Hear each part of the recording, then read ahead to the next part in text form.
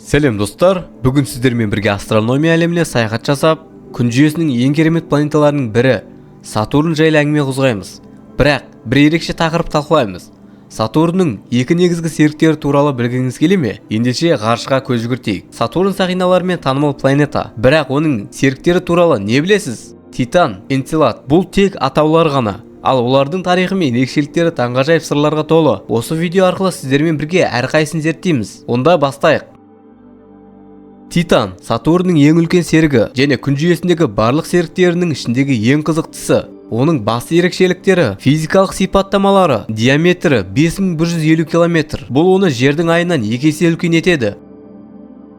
Орбиталық қашықтығы: Сатурнның орташа қашықтығы шамамен 1,2 миллион километр. Массасы 1,35 көбейтілген оның 23 дәрежесіндегі килограмм. Орбиталық кезеңі 15-9 жер күні. Титанның беті мұз бен органикалық материалдардан тұрады. Титанның атмосферасы: Титан күн жүйесіндегі атмосферасы өте тығыз және белсенді болатын жалғыз серік. Атмосферасы негізінен азоттан шамамен 98% тұрады. Сонымен қатар метан шамамен 2% және аздаған этан мен басқа да газдар бар. Қалыңдығы соншалықты оның бетін көрінбейді. Оны зерттеу тек арнайы құралдармен мүмкін болады. Титанның географиясы мен бекітті құрылымы: Титанда метан мен этаннан тұратын өзендер, көлдер және теңіздер бар. Бетінде мұзды жанартаулар, кривулкандар және органикалық қосылыстардан құралған үлкен құм төбелер байқалады. Бұл жердегі процестерге ұқсас геологиялық және атмосфералық процестер жүріп жатыр деген сөз. Кассини аппараттары Титанның атмосферасын зерттеп, оның бетіндегі ерекшеліктерін радар арқылы картаға түсірді.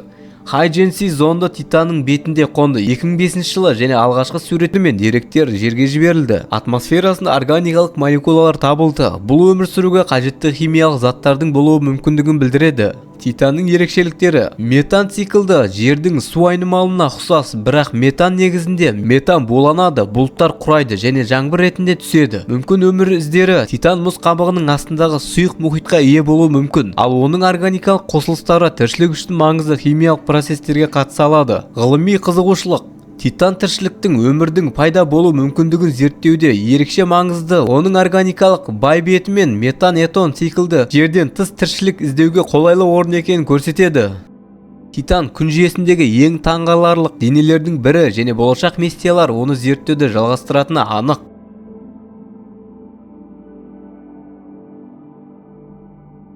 Сатурнның екінші серігі Энцелад. Энцелад Сатурнның ең танымал серіктерінің бірі, өйткені ол тіршілікке қолайлы жағдайлардың болуы мүмкін екендігін ерекшеленеді. Орбиталық қашықтығы: Сатурннан шамамен 238 км қашықтықта. Массасы 1,8 көбейтілген оның 20 дәрежесіндегі килограмм. Орбиталық кезеңі 1,35 жер күні. Беттегі температурасы шамамен -198 градус. Бұл оны өте суық дене етеді. Географиясы мен беткі құрылымы: мұзды беті Энцеладтағы беті таза мұзбен жабылған. Бұл оны күн жүйесіндегі ең жарық денелердің бірі етеді.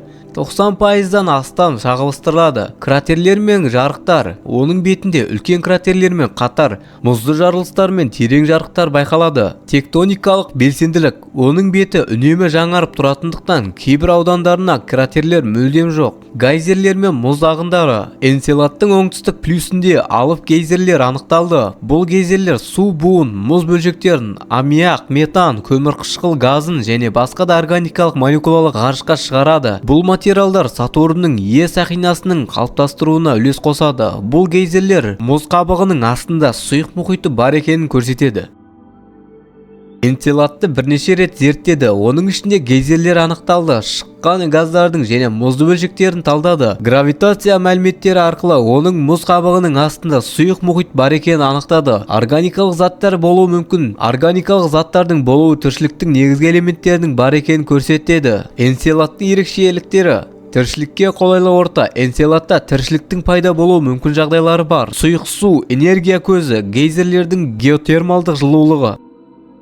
Органикалық молекулалар гейзерлердің белсенділігі олардың зерттеу үшін тікелей үлгі алуға мүмкіндік береді, себебі бұл гейзерлер ғарышқа мұхит суын шығарады. Болашақ миссиялар Энцелад болашақ зерттеулерге арналған басты нысандарының бірі болып саналады. Жаңа миссиялар оның мұхиттағы тіршіліктің бар жоғын анықтауға бағытталған. Энцелад тіршіліктің зерттеу тұрғысынан ерекше қызықты нысан. Оның мұз қабығы астындағы мұхиты және гейзерлер шығаратын органикалық қосылыстар астронавтика мен астробиология саласында болашақтағы көптеген зерттеулерге негіз болмақ.